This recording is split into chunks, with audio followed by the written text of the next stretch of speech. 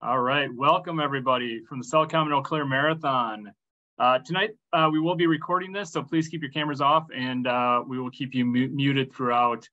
Please put your questions in the chat if you do have any questions, and then Tim and I will field those as they come in. Tonight, our topic is train smarter, not harder. Tim Cowell will be our lead discussion. He'll talk a little bit about our options as runners as we train. There's a lot of different options out there as we get ready for our races. And hopefully we can use some of these options to get stay healthy and hopefully injury-free to get to that start line. So I am going to turn it over to Tim. Go ahead. All right. Well, thanks, Mike. Thanks, everybody that's tuning in and spending your Wednesday night with me. I know, and I apologize for being a little bit late. I commute from Door County every day for the most part. So obviously it started to spit in, I believe, southern Door, northern Kewaunee County, and had to drive a little bit more carefully on the way down. So thank you for being patient with me at all. And like Mike said, we're going to talk about training smarter, not harder. And Paul and Carrie Miller, who got me into doing a lot more stuff with On Pace Race over the last few years, we were kind of wrestling with who is going to do what in terms of these two topics. The conversation I had with Paul Miller is that, some weeks I feel like Rocky, and I believe it was Rocky Balboa, where his old coach was telling him, well, you can't do this, you can't do that, you got to put on hurting muscle. And I'll kind of explain why in a little bit, why sometimes that feels like how our training goes.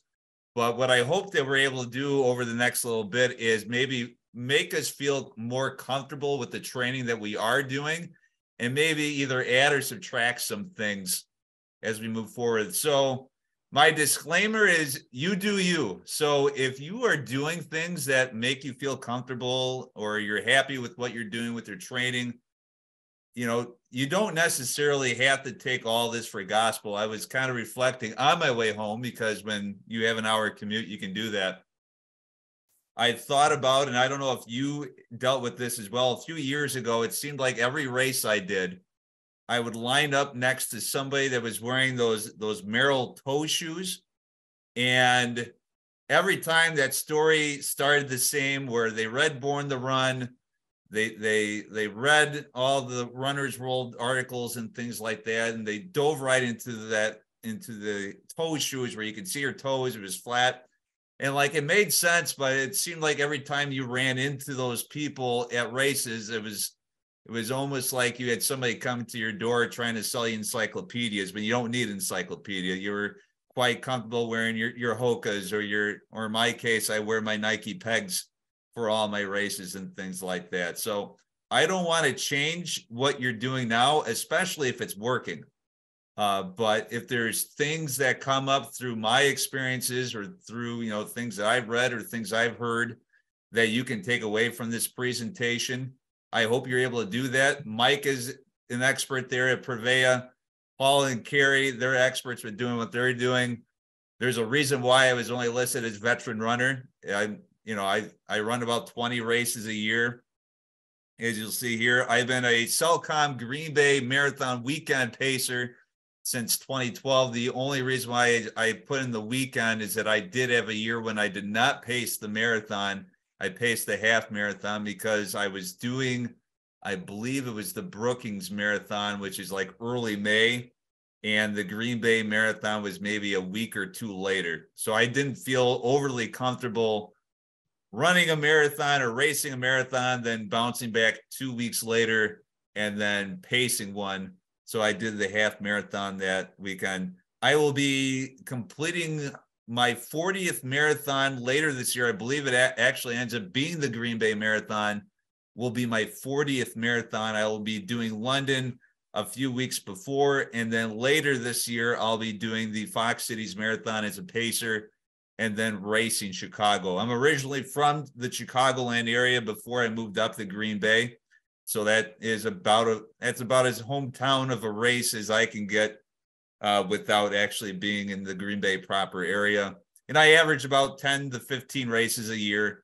It's working out to be about half I actually race, and the other half I pace for On Pace with Paul and Carrie, where if you've been doing these pints and pointers since the very beginning, they did the last session as well, just kind of how you can handle, a life of busyness, which obviously with all their kids and all the races they do certainly comes to this. So this is, you might be familiar with it. This is about if I was on the stereotypical Green Bay Marathon schedule, this is what last week and this week would look like.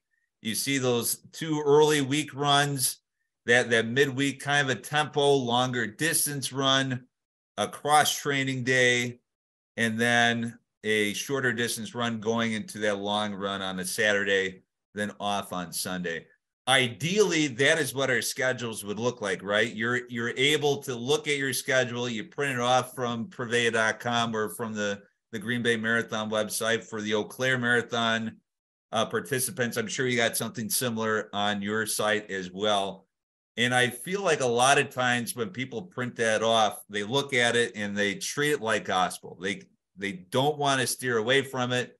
If other things go awry, they get angry, they blow people off, they push things aside, say, nope, I got to do 7 miles on Wednesday. That's what my schedule says.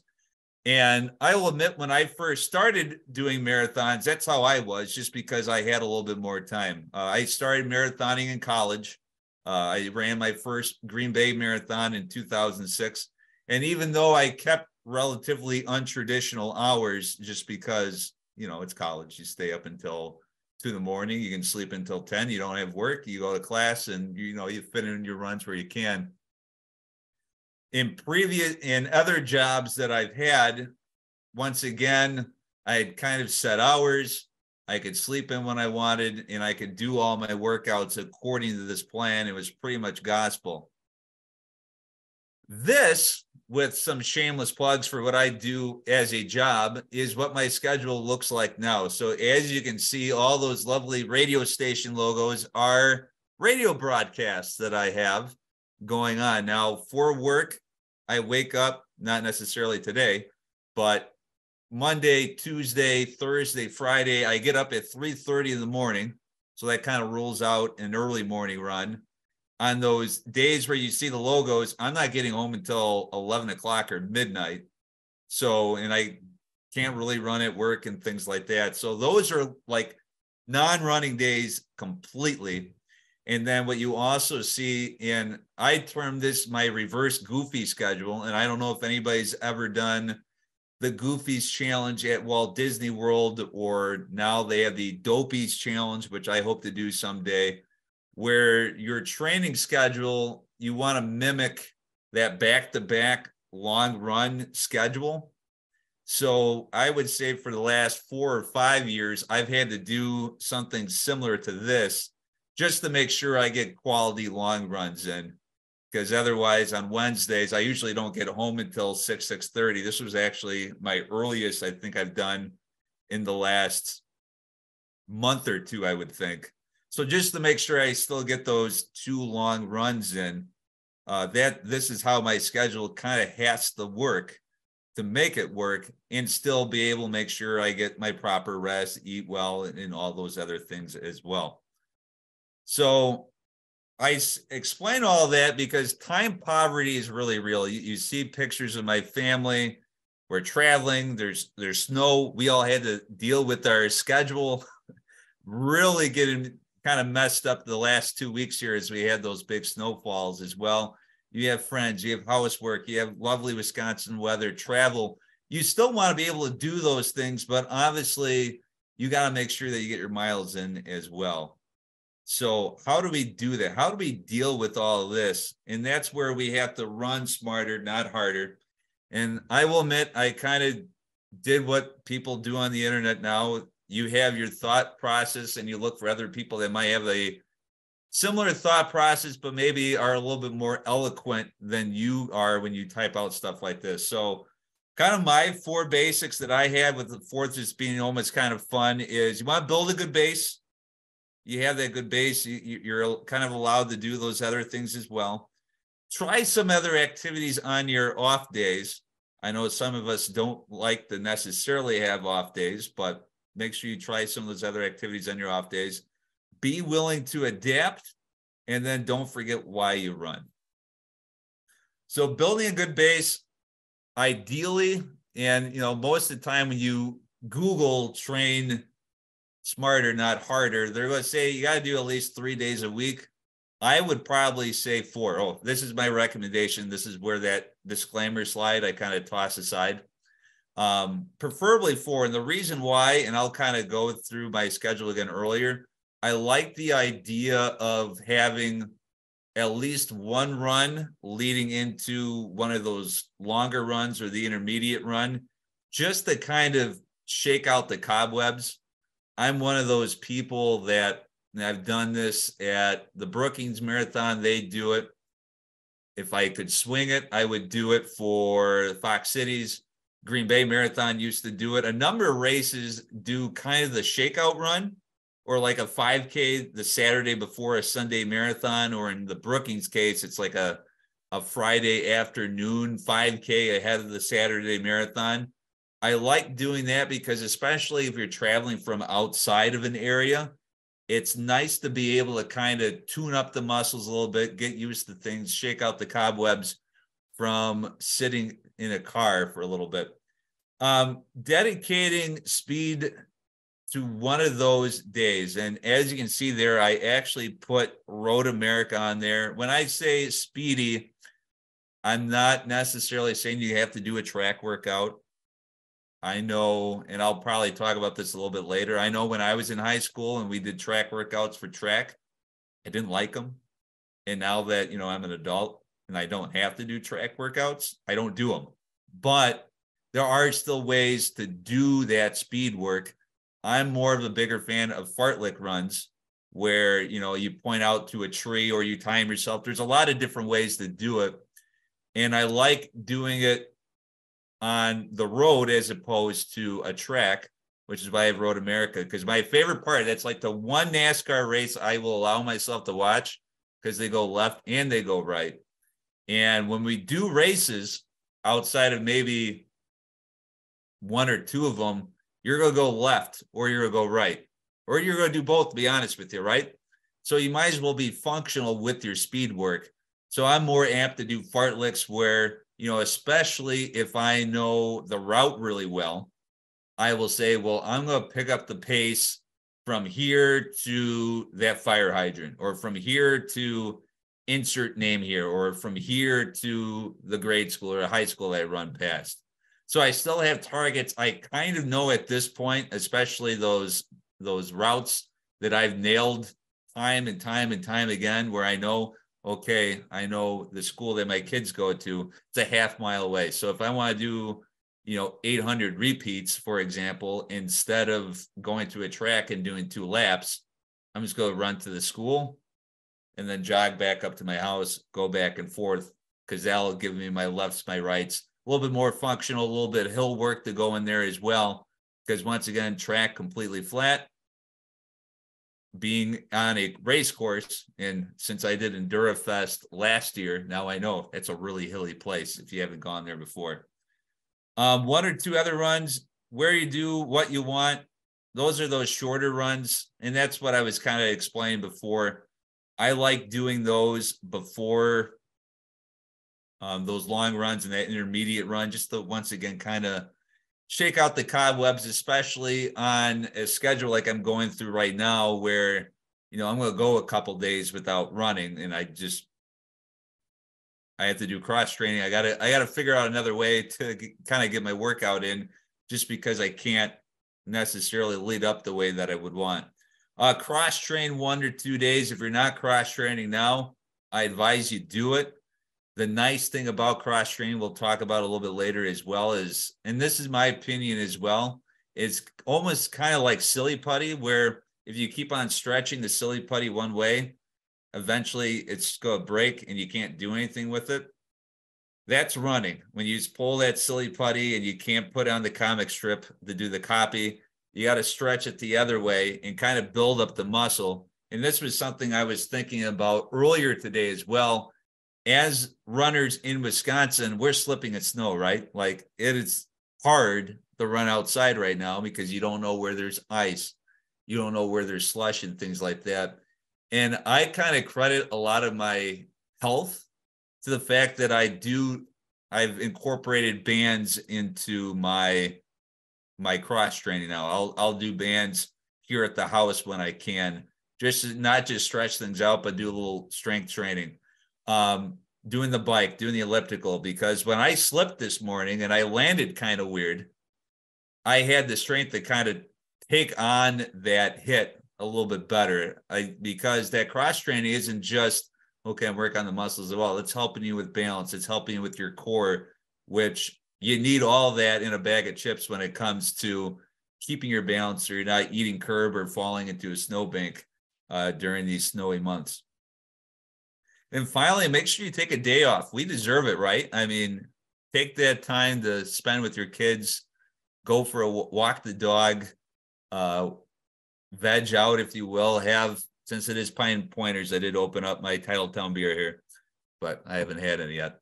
You deserve it. You work hard with your day job. This is hard stuff too. You're doing, I do about 30 to 40 miles a week. I think a lot of people would argue I should be doing 60 or 80. I just simply don't have time to do that. But we have to, even as runners, I think that's a failure. Maybe not as high as cross training, but just making sure that you take that time off to do that. And mentioned earlier before, make that training functional. If you know that there's hills in your race, find some hills.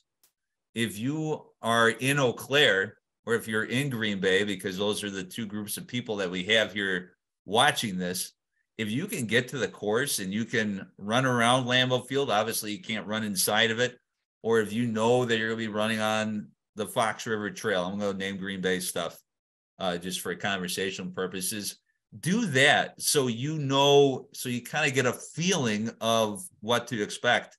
When I do the Chicago Marathon this year, one of the things I always try to do is I sign up for the Shamrock Shuffle, because that gets me through not just physically knowing the course and the finish line and stuff like that, but I can also get used to their packet pickup, their gear drop off and stuff like that. So making that training as functional as possible is really important.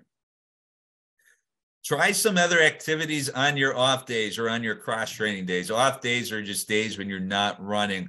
So bikes, ellipticals, band workouts, weights, walk, ice skate. That's what we did the other day with the girls. You see the bikes there as we wait for some Packer players to come by. I wish I could cross country ski. I need to get some skis. It's a goal of mine to start cross country skiing because, I lived up here for 10 years, and the fact that I've never done it before is kind of shocking. I put shovel snow in there as kind of a joke as well. But as we mentioned before, and I'm sure as Mike will come on a little bit later at the very least to kind of stress that cross-training part of it, a lot of that injuries that we face as runners is primarily because of overuse of those same muscles over and over and over again. And if you're not taking it slower on some of your runs, if you're not mixing up your workouts, if all you're doing is running every day and you're not doing those other little things that can help you build up your strength, that's where a lot of that injuries can happen. And that's why, to be honest with you, when I go to the YMCA, I probably tick a lot of people off because it's like 15 minutes on the bike. Then I do 15 minutes on the elliptical. They have one of those stair climbers. I'll do 15 minutes on that. And I mix it up because all those different machines do something a little bit different for me.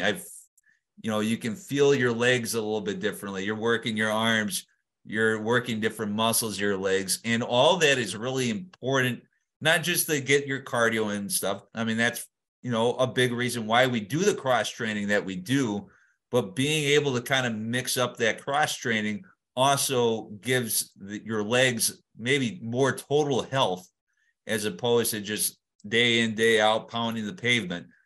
Not that there's anything wrong with it. I love running as much as anybody else. I would even argue that there's some days where I shouldn't go running, but making sure that you incorporate those cross training where you can as you can. I know one of the great things that I've actually done at our house is that they have them. I'm sure if you went to a local sporting goods store, I think we got ours on Amazon. So I have my road bike that I use during the summer months, but obviously I'm not going to use it now because of snow and ice and stuff. But we have a stand that we can put our bike in, and I'll do some biking on that even before I go for a run sometimes. And that's really nice because if you don't want to go to the gym, you got that cross training there. So I've done that where I've done a little bike, done a little band work, and I'll go back on the bike for a little bit as well, just to kind of make sure that I get my cross training in.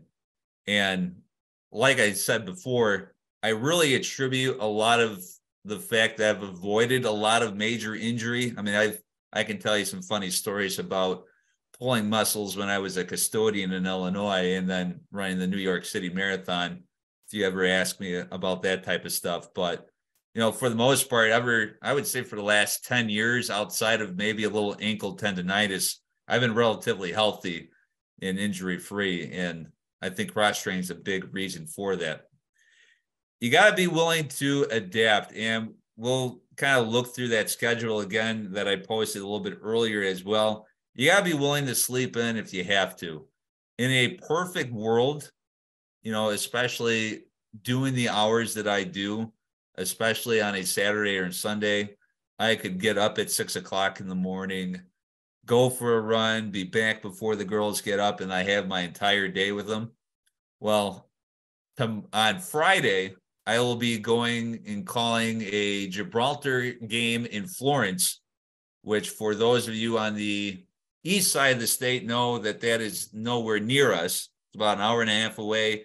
You got basketball. I'll get home around 10:30, 11 o'clock at night. I might have to write some other sports stories. I probably won't get to sleep until about midnight, 12:15 in the morning, after getting up at 3:30 the previous morning. 7 a.m. is not going to work. 6 a.m. is not going to work. So lately what I've been doing is sleeping in. I just sleep in 8:30. Whenever I get up because I know I need that extra push to go running and stuff. Sleep is when our bodies is able to recover from the previous, 18 hours that we've been up and stuff like that. So when you're being up for 20 hours, 22 hours, like I've been able to do because of my broadcasting of football and basketball and stuff like that, that ideal situation is no longer ideal. So if you have a late night before and you need to sleep in, don't force yourself to get up at 6. Sleep in, get up at 8. It's fine. Hopefully you have an understanding wife like I do and kids that understand what it is as well. Don't do the workout if you don't think you don't want to, or if you don't think it's going to be quality. This was a big takeaway from a presentation I learned from Kara Goucher. She was a featured runner at the Chicago Distance Classic shoot probably 15 years ago at this point, maybe even 20 years ago. And so for those of you who don't know, Kara Goucher was an Olympic athlete. I believe she medaled in a lot of different events. She started doing marathons. I don't think she ever was top 3 or anything, but she was really good at her craft as she tried to transfer from middle distance to long distance. And they asked her during this presentation, hey, what do you do on those days where you just don't want to run? And she deadpanned and said, I don't. And literally you can feel everybody in it was at McCormick Place in Chicago, just do one of these, just like, what did she just say? And she said, if you're not feeling your best, that's when injuries happen. That's where, some of the doubt can come in. That's where so many negative things can come in. So to keep that positive state of mind and also to save yourself from possible injury, if you think you're going to get hurt because you're tired or because you tweaked your back at work or doing something like that, be okay with taking a day off or cutting that workout back a little bit. Don't rush into a workout. This is something that I've started to maybe incorporate a little bit more as well, where before I'd be in such a hurry to get out onto the road that I would just go upstairs, go down the hall here at the house, put on my running clothes, jump outside and get going. I've learned that as I've had, maybe some tighter muscles that I want, or maybe didn't feel as good getting up in the morning after some of those races. Hey, I got to stretch. I'm 38 years old and I got to actually put some extra effort into that part of my routine. So even if you feel like you just have to get outside, take a deep breath, still go through your normal routine, stretch it out, because that's when bad stuff happens. Feel free to shuffle your workout deck, if you will, and we'll go once again through that calendar once again. And just remember that this isn't your job, or the roads are not your significant others. It's a running joke I have with my wife, is that I take up all the workout time. I do all the races that she can do and stuff like that. Your family's more important than running. Your job, the thing that actually pays for everything that you're allowed to do running, that's probably more important. So if those are the things that are getting in the way, just know that running should be below at least those two things. Running is supposed to be the fun part of the day. And like I said, being willing and able to adapt, this would be ideal. This is that Purveyor schedule, and I've always liked it. I think it goes from like 25 to maybe 40 miles. And I've always liked doing this one. And I've done this program just different times of the year since I started marathon in 2006, because I like the fact that you can kind of warm up into those longer runs. I like the fact that you don't necessarily pound out as many miles as many other training plans could. I remember doing an intermediate plan, or maybe even an expert plan, and I was just wonked out at the end of it. And I think I got about halfway or 3/4 of the way. I'm like, nope, I got to go back to this plan. And you know what? This is the shuffle the deck. And you have to be okay with shuffling the deck sometimes. And I have to shuffle the deck when I don't have broadcast. Sometimes, when I visit my parents that live in the northwest suburbs of Chicago, I either have to be okay with not running on a Friday because we're heading down on a Friday, or I'm not getting down there until 1 p.m. on a Saturday because I got a long run. So you got to be okay with moving things around, making sure you get your workouts in. But if you miss a workout, you got to be okay with it. If it doesn't look the way that you want to be, if your week looks wonky like this does, you got to be okay with it, because in the long run, you don't want to hurt yourself. You can still build up speed even if you're missing a workout in here. And just because you may not have that opportunity to get that run in, don't feel like you have to make it up as well. It's kind of like we always talk about in radio, that the ads that we don't sell are bananas. Those bananas are going to go bad. So that's why you got to get all the bananas you can now. In this case, once we get through our bushel of bananas, you just got to consider them that they're done. I'm going to take a look at this chat here. No, Mike. Yeah, chat your questions. If Mike wants to chime in, let me know if you want me to go. And finally, don't forget why you run. And I don't know if anybody has seen Mr. Baseball at all. It's one of my favorite baseball movies. Spring training just started. The game started last Saturday. Great line that I try to apply is baseball is a game and games are supposed to be fun, and running is supposed to be fun. That's why, and you can see a lot of the different races that I've done, even though you can see that guy in the middle is having a little less fun than everybody else is. Don't do things when you're training that take away that joy. I always think about, sometimes you have the people that streak. I don't know if anybody here does the streaking, where, it could be 9 o'clock at night and you've been busy all day long and you're like, okay, I got to go. And I've done this as well. I'm a hypocrite when it comes to this as well. Sometimes the day gets away and you want to get a run in, and you have a big dinner and you think that you waited long enough, and all of a sudden you feel that lasagna like just sitting in your tummy and stuff like that. Or, as I mentioned before, you had a long day the day before, you get up in the morning and you're out of it.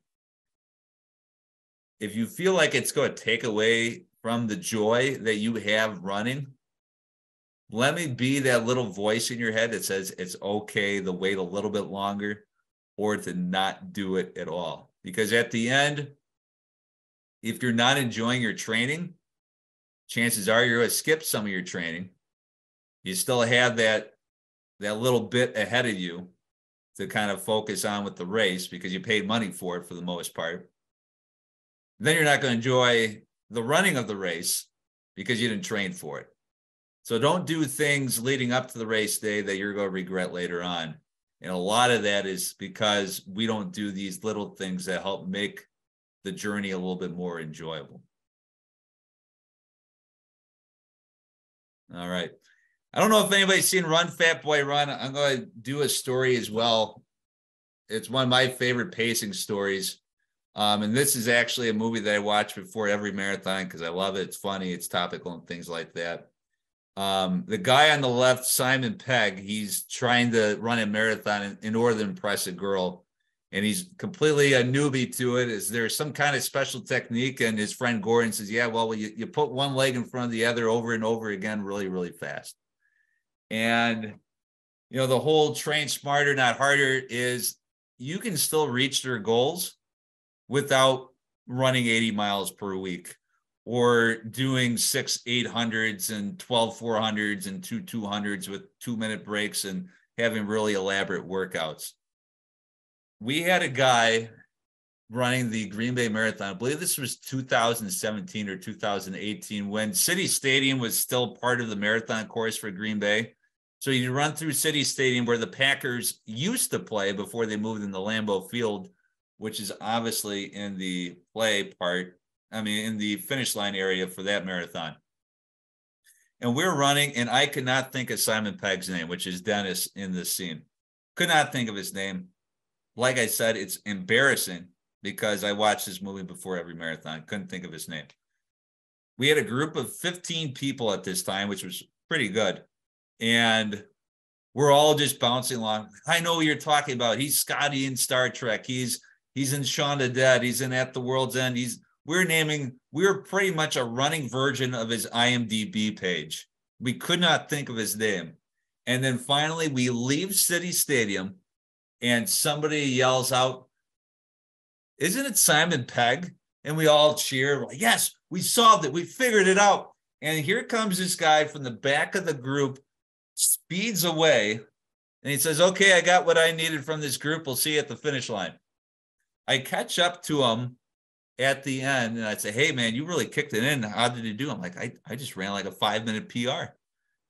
And I'm like, "Wow, that's awesome. Congratulations." He goes, "Well, I got to thank you." I'm like, "Well, I didn't even realize you were in the group until you sped away after we said Simon Pegg." He's like, "You know what? I caught up to you because you were my goal pace.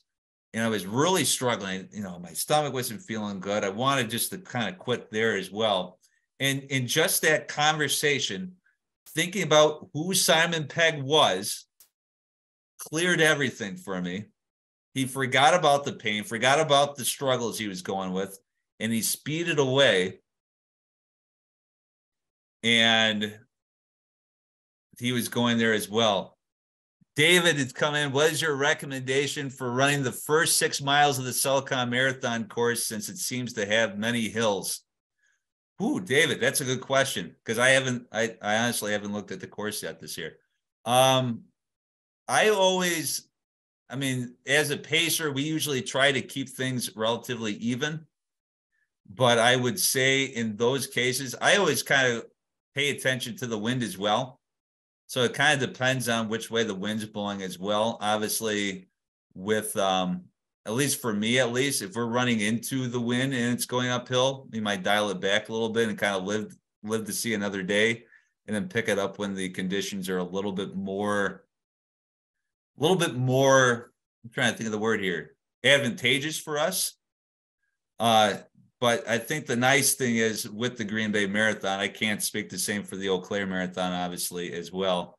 But the hills aren't killer. It's not like you got a couple of heartbreak hills in between. I remember complaining about the St. Louis Marathon, which has some pretty big hills. And somebody, I think I tweeted it out, and all of a sudden I got like 6 other marathons that people are like, oh no, I think this one's harder than St. Louis. I'm like, okay, we're not measuring anything here. So yeah, that's probably what I would do there. So just to kind of cap off things once again here before, if other people have questions and stuff to type in, run smarter, not harder. Make sure you build that good base. David, this might go to you as well, and other Green Bay marathoners that might be going, let's find that spot and build our base there and see what those hills are like and kind of develop those strategies as well. We can always think about maybe what those other races in our minds are, and maybe try to apply those past experiences to that one. But if you have a way to do some more functional training on those familiar spots, and if this is the David I know, it should be relatively easy for us to do that. Make that a part of your training plan and build your base there. Try some of your other activities on your off days. Once again, cannot stress this enough. If you're not cross training, start, and you can always probably even do a little bit more. Don't overdo it, but try to work in some of the other things. If you're strictly a biker, try some elliptical. If you do weights, try some bands. Try doing a lot of different things just so you can work on those different muscles and build up that overall leg health that I know we all want when we're finishing the marathon. We want to finish strong.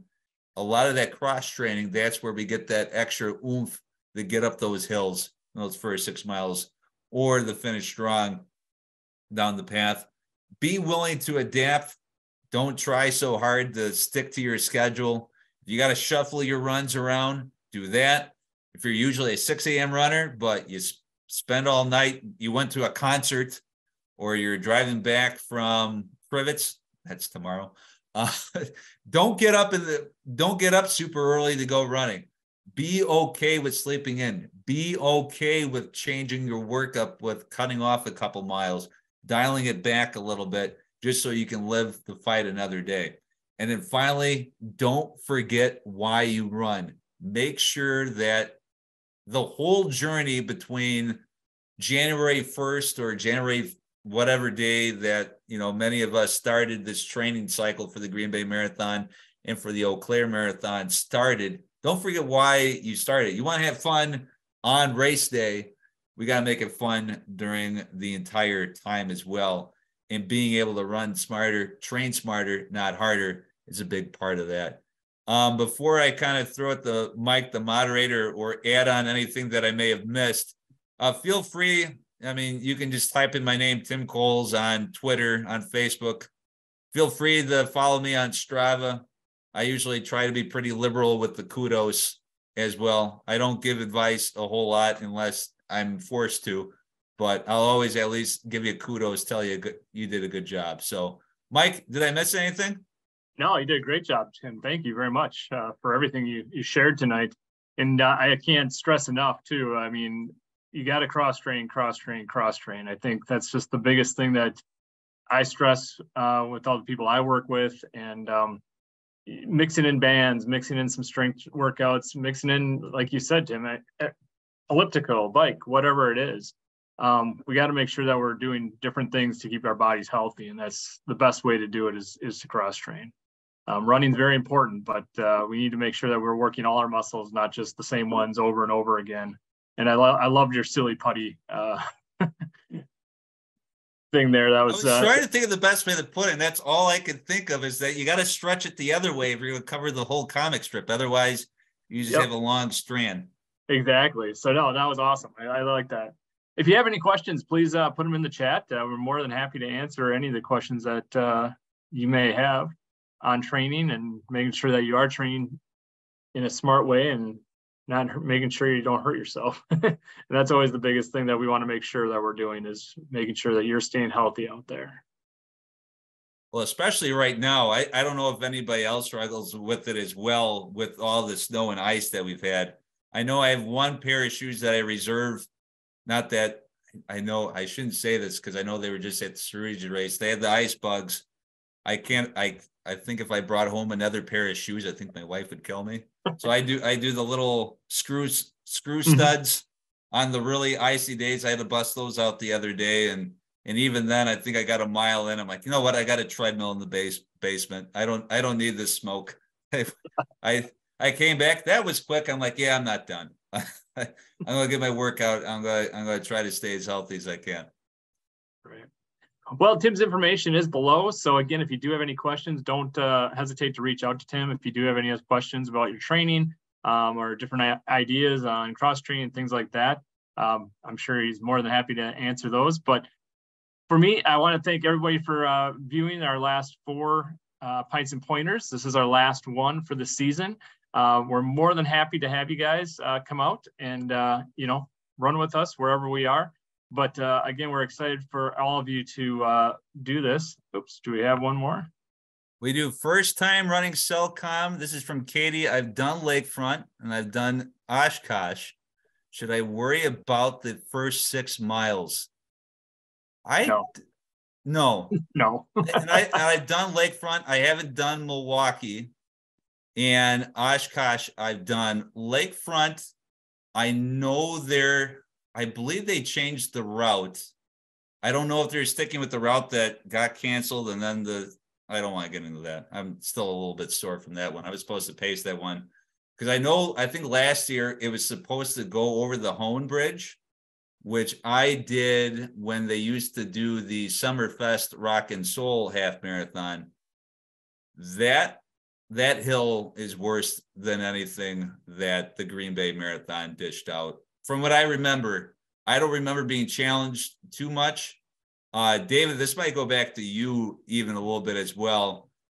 Fox Cities is still a lot hillier, in my opinion, than the Cellcom Marathon, even with those 6 miles. Obviously, it was a lot hillier than previous years, but I don't think it's anything that Katie, that you need to worry about.